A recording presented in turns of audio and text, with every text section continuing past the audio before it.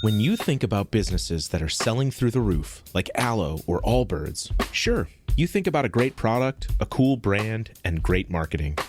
But an often overlooked secret is actually the businesses behind the business, making selling, and for shoppers, buying, simple. For millions of businesses, that business is Shopify. Nobody does online business better than Shopify. It's home of Shop Pay, the #1 checkout in the world. You can use it to boost conversions up to 50%, meaning way less carts going abandoned and way more sales going through to checkout. Sign up for your $1 per month trial period at shopify.com/income, all lowercase. Go to shopify.com/income to upgrade your selling today. That's shopify.com/income. The #1 selling product of its kind with over 20 years of research and innovation. Botox Cosmetic, onabotulinum toxin A, is a prescription medicine used to temporarily make moderate to severe frown lines, crow's feet, and forehead lines look better in adults. Effects of Botox Cosmetic may spread hours to weeks after injection, causing serious symptoms. Alert your doctor right away as difficulty swallowing, speaking, breathing, eye problems, or muscle weakness may be a sign of a life-threatening condition. Patients with these conditions before injection are at highest risk. Don't receive Botox Cosmetic if you have a skin infection. Side effects may include allergic reactions, injection site pain, headache, eyebrow and eyelid drooping, and eyelid swelling. Allergic reactions can include rash, welts, asthma symptoms, and dizziness. Tell your doctor about medical history, muscle or nerve conditions including ALS or Lou Gehrig's disease, myasthenia gravis, or Lambert-Eaton syndrome and medications, including botulinum toxins, as these may increase the risk of serious side effects. For full safety information, visit BotoxCosmetic.com or call 877-351-0300. See for yourself at BotoxCosmetic.com.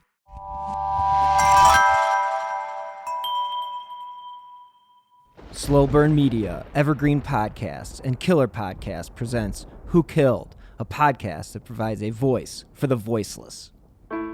Hello and welcome to Who Killed. I am your host, Bill Huffman. On this week's episode, we're going to go back to late October of 1994 in the city of Hartford, Connecticut, and the tragic death of Leah Ulbrich. I will warn you up front, the case is very graphic, and I'm going to do my best to keep the gory details to a minimum. So once you hear how she was killed, I'll do my best to leave it there. Now, I have fashioned this podcast as one that provides a voice for the voiceless. And while Leah had a family, her case still remains unsolved. And it's also one of those cases that over the last few weeks I've covered where people kind of fall by the wayside. And on October 29th, 1994, Leah's life seemed to be on the upswing. She had actually completed a rehab stint and was living in a halfway house. Now, Leah was one of those women whom I've spoken of before, the ones who seem to live in the shadows while the rest of the world seems to move around them. She battled addiction, which is a constant battle for anyone who's been there before. Kicking the habit of self-destructive behavior is just not something that can be done with the flip of a switch. Fortunately, Leah was able to get into a program that let her become sober. And unfortunately, this is more of an outlier than the norm, because if you are uninsured or don't have money, you are more than likely to try to kick your fix in jail instead of rehab. The importance of being able to offer these types of services to low-income people, I believe, is vital to any addict, but more importantly to society. I mean, you live in a vicious circle if people get locked up and aren't rehabilitated and then released with no new additional education on how to not relapse. Well, that is pretty much a recipe for disaster. I mean, we can tell by the fact that the recidivism rates in the United States are out of control. And as taxpayers, we are the ones who pay for this stupid-ass program. It's like putting a Band-Aid on an axe wound and expecting it to heal. That's just not how human beings are wired, let alone a brain that has been rewired due to a lot of drug use. Treat drugs like a medical problem, not a criminal one. But be that as it may, this is the world we live in. And in the case of Leah Ulbrich, we see a woman who is working towards getting her life back on track. But on that day in October, Leah was spending her nights at a halfway house. And on this particular night, she did not come home. And it was in the early morning hours that police came across one of the most gruesome crime scenes of their career. According to reports in the Hartford Courant, Leah was dragged to her death over several miles from Hartford to Weatherfield, leaving a trail of flesh, hair, and blood that horrified witnesses and police. Now, Leah was formerly of Wallingford, and she was pronounced dead shortly after 5 a.m. when police found her body on a blood-caked sewer drain on Jordan Lane near Goodwin Park. Again, I told you this was a graphic and awful story. Now, police announced to the public to be on the lookout for a dark, newer model car that they believed was being driven by a man in his late 20s. Police said the incident began about 4:50 a.m. with an argument on Hartford's Locust Street, which is kind of like an industrial area near I-91. Again, Hartford Police Lieutenant Joseph Bayuk told the Hartford Courant that they had no evidence the slaying was gang-related. Police at the time said they weren't sure if there was any connection between the driver and Leah. Now, Bayuk, who was the head of the Crimes Against Persons divisions at the time, said the crime was, quote, particularly heinous and gruesome. He told the paper, quote, "I don't care how hardened of a detective you are. It's a shocking thing, a human being pretty much reduced to nothing. It's just a terrible way to die." In the same article, Jordan Lane resident Lillian Urso, who was 29 at the time, walked into her front yard early Sunday after police had found the body in the street. And she told the paper, quote, "Whoever it was, I feel sorry for them. It just makes you wonder what kind of nuts are running around out there."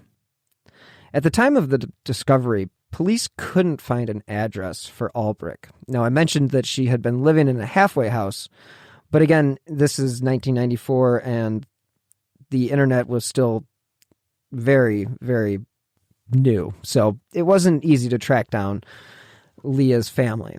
Now, again, it's an interesting thing to note that the initial reporting of the crime, in each story, they mention Leah's court records. And I know they're probably just providing information, but to me, looking back upon it, it paints the victim in a bad light and almost places blame. Nobody deserves this to happen, no matter what they have done in the past. And these were petty crimes that Leah had been convicted of. I mean, we're talking about like minor stuff, possession of narcotics and driving under suspension. So it's not like this was a major criminal by any stretch. After the police discovered Leah's body, they had sent her body to the coroner's office.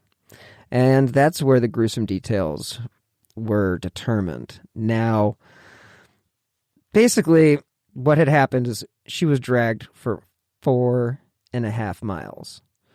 And the results determined that she died of extensive blunt force trauma. Now, Hartford police said they had received some tips regarding Ulbrich's death, but few significant leads so far. And again, Bayuk told the paper, "We've received a number of calls, but nothing to this point has panned out yet." What was known by this point was Ulbrich's body was found about 5 a.m. Sunday, after a caller had alerted police about an assault on Hartford's Locust Street. Officer Martin Burke responded to the call. He actually noticed a car heading south on Wethersfield Avenue, dragging someone along the road with it. Now, the officer turned around and he tried to catch up with the car, but it had sped off.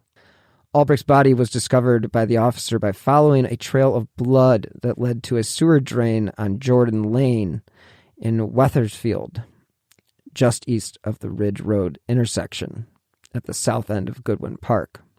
Now, reading directly from Maxine Bernstein's article from October 31st, 1994, quote, "Witnesses told police Ulbrich and the driver of a car had been arguing and punching each other at Locust and East Elliott Streets outside the UPS facility.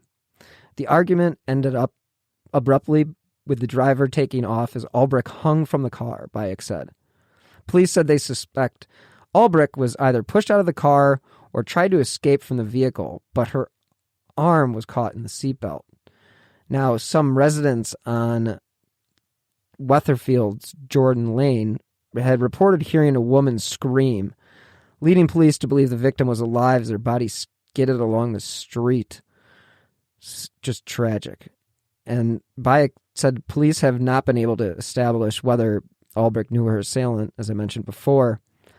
And again, when you have a case like this, it's really disturbing for anybody who comes across a crime scene as gruesome as this. I mean, it's just impossible to wall yourself out from the feelings that you get when you see something this awful. I can not even imagine. Now, one of the weird things is that her ex-husband was contacted, and they had been divorced for about 3 years. And he basically said, quote, "She was my ex-wife. I haven't seen her for 3 years." And he declined further comment. And that was Bob Ulbrich. Now, police said the driver, again, was in his mid to late 20s. He was well-dressed. Now, this is what they said. Well-dressed with dark, slicked-back hair and driving a newer model dark car, possibly brown with a rounded rear end and either a temporary or facsimile plate attached to the rear window. Again, just wild. Maxine Bernstein was a current staff writer when Leah was killed, and she did a lot of the initial coverage. She wrote that Leah's dad, Robert Baskin, thought she was finally getting her life back on track. She had successfully completed a drug rehab program in Middletown that summer. She had attended Narcotics Anonymous meetings, and she spoke of plans to get her high school equivalency diploma, or her GED. And so it all sounds like someone who is willing to make a change. But like all addicts, they're human. And they slip up. Leah wasn't any different, and she relapsed and fell back on her cocaine habit. It was a setback, but not unexpected. Bernstein goes on to write, Leah had been staying at a halfway house, but unfortunately 2 weeks before her death, her parents had lost contact with her. That's when the news came that no parent wants to hear from a police officer. And that's when they told them about the discovery of Leah's body. Now, as Baskin and other relatives mourned, they had hoped that the killing will at least send a harsh message to others about the dangers of drugs. Leah's father didn't want to see his daughter die in vain, so he actually told the paper he hoped it could be a cautionary tale. Quote, "My daughter tried very hard to battle her addiction. Unfortunately, she put herself in harm's way one too many times. She lost her life in a terrible, brutal way. One she didn't deserve." Now, her father actually spoke from his home in Washington, D.C., where he was chief of staff for a U.S. Representative, Sam, I apologize for my pronunciation, Gedgensen. And he said, quote, "Leah was a victim, and that's what people need to understand." Again, it was a current truck driver on his way home from his third shift route when he was the last to see Ulbrich alive. Again, I mentioned that she had grown up in eastern Connecticut, and she had moved to Fairfield County in the New Haven area. And, she had entered that drug counseling program as a teenager. In 1989, at 19, that's when she married Bob in a small ceremony in Chester, and then became pregnant with their first child. A second child was born a year later. Quote, "They were very young and very naive, but they fell in love," said Joanne Ulbrich, Bob Ulbrich's stepmother. The next 2 years, relatives said, were Ulbrich's best because they were largely drug-free. They said Leah was a bright, loving, and energetic young woman when she was drug-free. She steered clear of drugs as she cared for her young children in a spacious Wallingford home on Bayberry Drive. But as her marriage fell apart in 1991, Leah's drug dependency resurfaced, according to the paper. Quote, "When things didn't go well in her life, she sought out drugs," her father said. Leah Ulbrich's children were actually taken from her in June of 1993 after police discovered some not so great living conditions and a bit of drug paraphernalia in her home. The maternal grandmother and father actually took custody. Since 1993, again, this is all in the original reporting of this case. She was convicted of larceny, possession of narcotics, driving with a suspended license. Again, these are minor crimes, but I don't understand why it needs to be in the first article about her death. And again, this is just me talking about the fact that anytime somebody who is an addict or a sex worker or anything that puts them in a bad light, they don't get the coverage nor the attention that they deserve. I mean, let's be honest with ourselves. Like, there's no way that police put as much effort into finding Leah's killer as they would if Leah was some suburban high schooler. Let's just be honest. I mean, it is what it is. So we live in this world where people visit sex workers, people take copious amounts of drugs. We have the largest drug usage rate in the world. And yet, if you get a criminal record and an addictive personality, you somehow become a shadow person and people stop basically recognizing you or even acknowledging your existence. You become a pariah, a social pariah, that is. And if you don't get locked up in jail, then you end up generally on the streets. And that's why a lot of these women turn to sex work.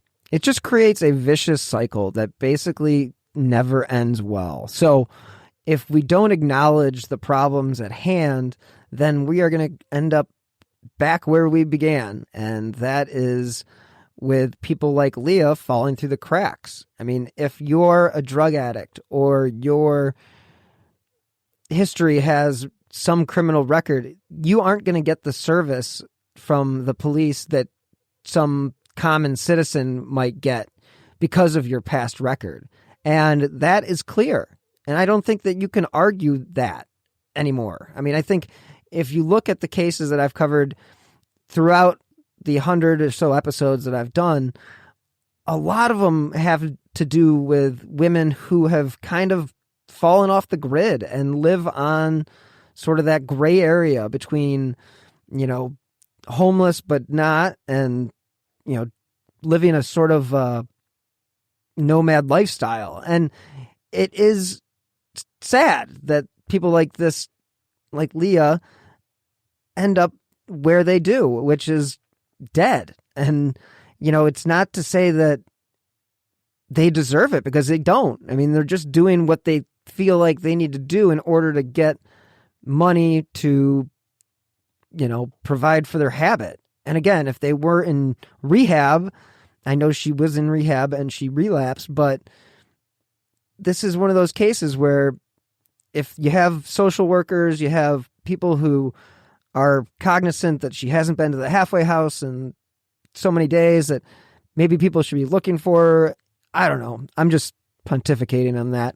But anyway, the fact that Leah was left to basically fall through the cracks is just another sign of a broken system. And I feel like we need to be more responsible when it comes to taking care of the people who are regular citizens, regardless of what their pasts are.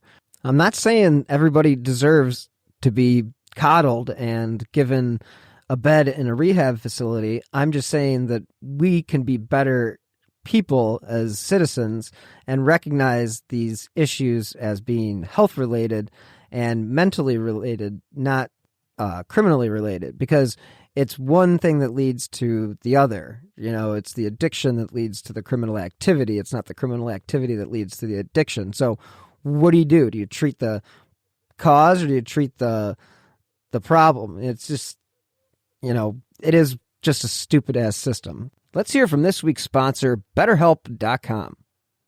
As you guys know, 2020 was terrible, and things are still pretty terrible. But today I am happy to tell you about BetterHelp.com. Because if there's anything that's holding you back or interfering with your happiness, BetterHelp Online Counseling is there for you. You can connect with a professional counselor in a safe and private online environment. And it's really convenient because with the current state of the world, it really needs to be. So now you can get help on your own time and at your own pace. All you have to do is schedule secure video or phone sessions, and you can also chat and text with your therapist. BetterHelp really is there for you. They have over 3,000 U.S. licensed therapists across all 50 states. And if, for whatever reason, you aren't happy with your counselor, you can request a new one at any time. They even have apps for your smartphone or your computer, so you are never out of touch. So again, if you're suffering from anxiety or depression, anger, stress, relationship issues, heck, not getting good enough night's sleep, trauma, LGBT matters, they literally have a licensed professional counselor for you. And of course, everything you share is confidential. And the thing I like most is that this is actually an affordable option. And Who Killed listeners get 10% off their first month with the discount code WHO. So when I get started today, go to betterhelp.com/who. All you have to do is fill out a questionnaire to help them assess your needs and get you matched with a counselor that you'll love. Again, for 10% off, go to betterhelp.com/who. Back to the story. Leah's funeral was held at a Connecticut synagogue shortly after her passing, and it was attended by her immediate family, her divorced parents, her brother and sister. And she was actually buried in a cemetery in the New Haven area. Now, Ulbrich's family, according to the Hartford Courant, they were striving to protect her children from the details of their daughter's death. And the children know that their mother is gone, but they don't know and didn't want them to know much else. And in this article, while discussing Leah Ulbrich's short life, Joanne Ulbrich recalled a poem the young woman left in her home in Wallingford. Quote, she wrote to her children that she was so sorry that mommy's sick and that she missed her two kids so much, Joanne Ulbrich had told the paper. Quote, this woman suffered so much. Drugs had gotten the best of her. She was too far gone, and there was no coming back. Police at the time believed that the motorist who took Ulbrich had headed south of Hartford. And again, they're still trying to figure out what exactly the vehicle looked like. But they do believe that there was damage to the side door. Quote, hopefully this will make someone who may have seen something have a second thought and come forward, Baskin said. Quote, I hope that they will see that Leah was a real person. I think we all value justice, and whoever did this ought to be punished.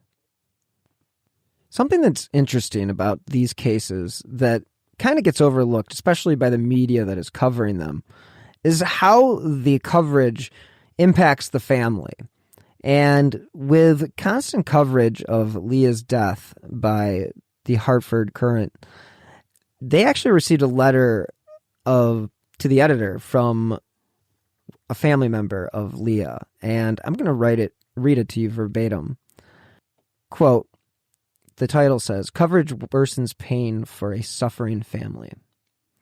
I am writing to the Courant on behalf of my sister, Leah Ulbrich, who was brutally dragged to her death in Hartford on the morning of October 29th. My family and I are trying our best to cope with our loss and searching for answers as to why such a heinous crime occurred. Because of the nature of my sister's death, there has been a frenzy of news media coverage. During the past several days, she's been portrayed as nothing more than a common criminal and a petty thief who met an untimely death. The quote that really hit home, however, was by the Hartford homicide detective assigned to the case. He stated on TV that, quote, no one deserves to die this way, no matter who it is. That really hurt our family. Although my sister had her problems, she was a genuine and loving person. And because of her caring nature, aspire to become a nurse. She wanted to help people, sometimes putting their problems ahead of her own. She wrote poetry and was a gifted artist. My sister was the mother of 2 beautiful children, and she loved them with all her heart. They miss their mom very much. We are so sorry they will never get to see them as they grow older. Our family would like to express our sincere gratitude for all the love and support we have received during this difficult time. When the culprit is caught, then maybe Leah can rest in peace. And that was from Steve Baskin of Haverhill, Mass. And again, like I've mentioned before, this is one of those situations where the criminal background of this particular victim overshadows the crime. This is somebody who was dragged to her death by some crazy individual, and that person's never been caught. I'm sorry, but I do believe it is important to find justice for everybody, and I don't believe it is vital to provide the criminal history to the public in the way that it's done. I totally agree with Steve by his acknowledgement that she's been portrayed as a petty criminal, and that's what I've been trying to say about all of these women, is that once you fall into this category, you're in that category, and good luck getting out of it because people paint you in that corner. And again, that is the corner that you will have to live your life. Unfortunately for Leah, it ended when she was only 24 years old. So you have to be really cognizant of the choices that you make when you're covering these stories. I mean, the fact that so much coverage went to her crimes in the past, her not being a good mother, her drug history. Again, these are things that are important to shed light on a person, in a story, but it's also a bit of victim blaming, in my opinion, and I don't think it's fair. And I think that in the modern day of journalism, we should look more at the person, not so much the past activities, because this person was trying to get help. She had been in rehab, and this was somebody who hadn't turned her back on society. She had issues, but she, again, is just like everybody else. Everybody's got issues, whether they're big or small. Issues are issues. So we should all be treated the same. It's kind of like what you're taught in kindergarten. Treat everybody the same.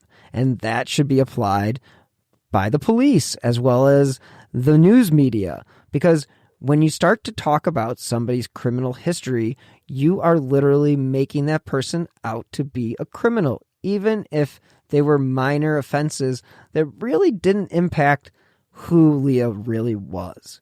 So I appreciate the coverage of any journalist, of any story that goes into such detail as this particular case. But I do understand where Steve is coming from and his family when it comes to the exploitation of their trauma and tragedy. I mean, let's just be honest. We've seen it with the Mahalovic case. I mean, Channel 5 ran a salacious story about new information that was apparently breaking news, but they waited till the first day of Sweeps Week to announce it. And, well, I worked in the news and I worked for that news station, and I can tell you that that's probably not the best way to win over your audience or the family, because it makes something out of nothing. And no other station reported on this so-called update, and it didn't take more than 5 seconds to Google what day does Sweeps Week start, and it was this first day.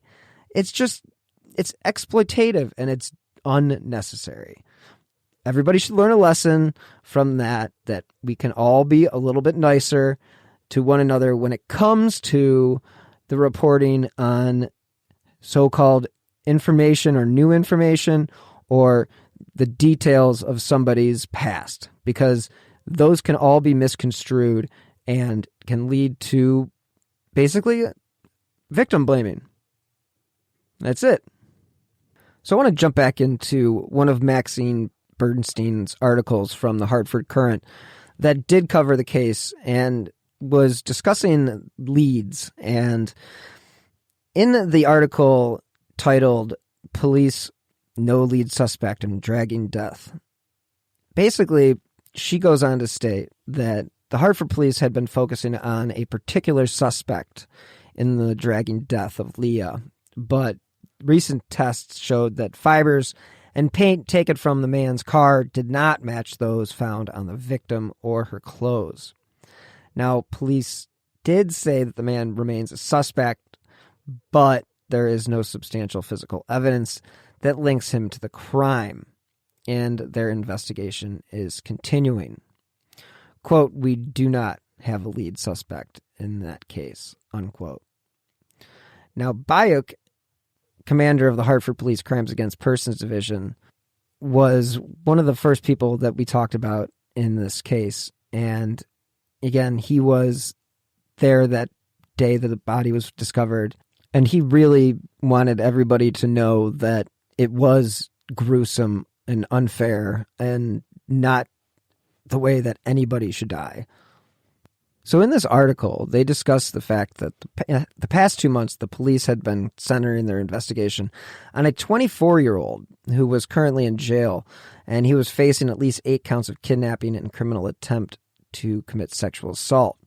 And those charges are not in connection with Leah, obviously, but they're in connection with Hartford and East Hartford cases involving assaults and threats against women. What a guy.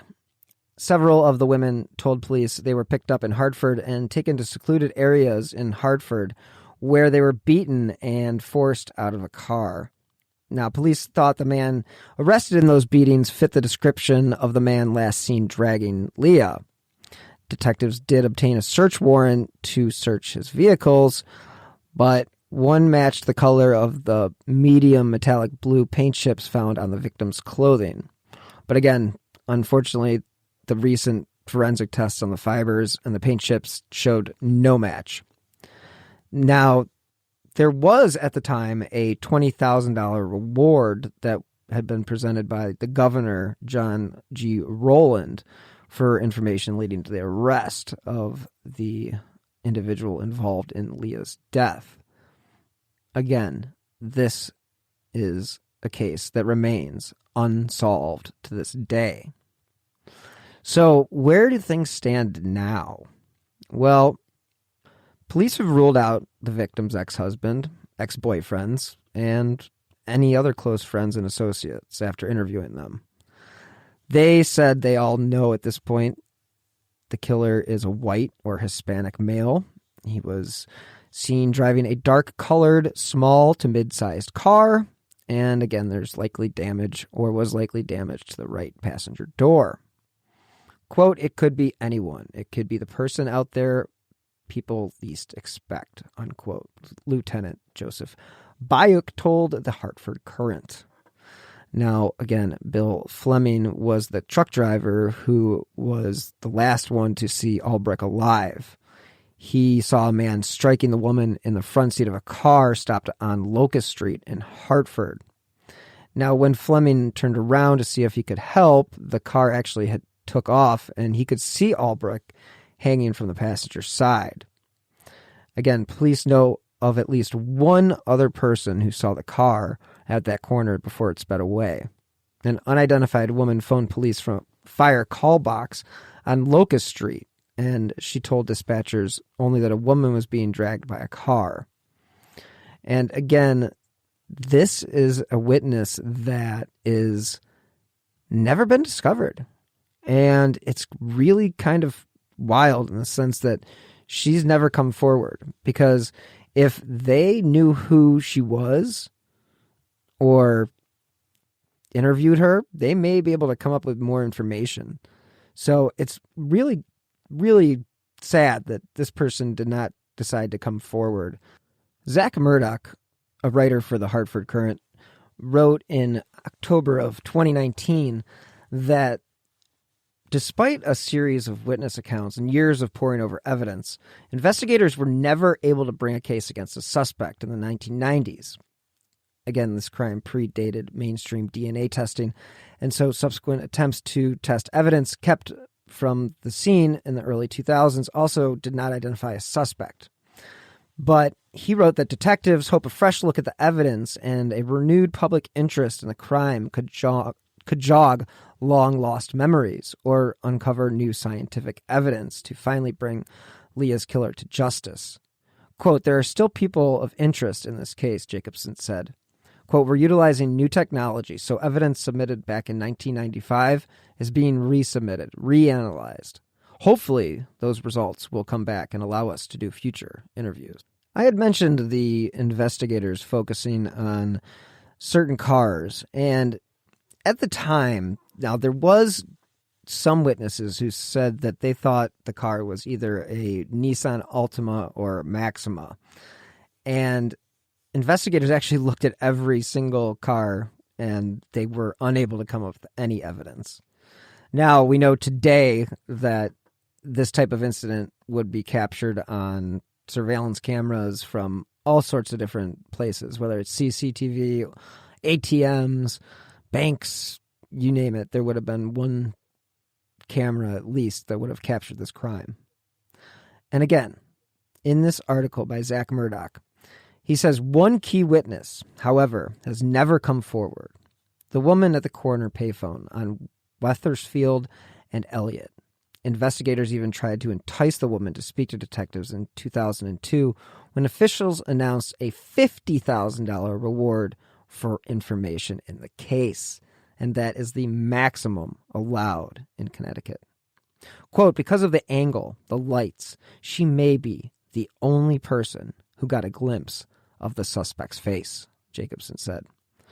He even went on to say that even now, we would love for that person to come forward and tell us what they saw, because that reward offer still stands today. Unfortunately, the other thing that remains still is the fact that the case is still unsolved. And with everybody, Leah deserves justice. Her family deserves justice. And I hope that one day this witness will step forward and provide police with the information that she saw on that night. I know that eyewitness testimony isn't the best testimony, but when you have a case that has gone on for nearly 30 years, it is time to step up to the plate and take ownership of the fact that you were a witness. I understand it's inconvenient, but if it can provide closure or some sort of respite for the family, please do what you need to do and come forward. It's all you have to do is submit a tip anonymously. You can say, "I'm the person," but you don't even have to give your name. People want to hear from you because you might have information. And until you come forward, we may never know who killed Leah Ulbrich. Thank you guys so much for tuning in this week on this very difficult episode. I know that it was really gory, and the fact that there is no resolution is extremely annoying. But anyone with information about Leah's death is asked to call the Connecticut Cold Case Hotline at 1-866-623-8058. And again, all calls are kept confidential. As you know, I drop new episodes of Who Killed every Friday, wherever you get your favorite podcasts. I do plan on dropping a new season of my Passion Case soon, and I will be releasing those on Tuesdays, so I will let you know when the season launches. As always, if you enjoy this podcast and my other shows, you can help support Slow Burn Media, which is my company, by clicking on the donate button in the show notes or via the Venmo app with my username at Bill-Huffman-3. As I said in the beginning of the show, Every contribution, big or small, really does make a difference. And you can also support the show by leaving a 5-star review wherever you listen to your favorite shows, because those 5 stars help keep the important cases I cover, like Leah's, in the spotlight. If you guys want to stay up to date on the cases that I have covered, as well as the new shows I have in the pipeline, please follow me on Twitter at BillHuffman3. Thank you guys again so much for tuning in this week. And until next time, everybody, stay healthy and be safe.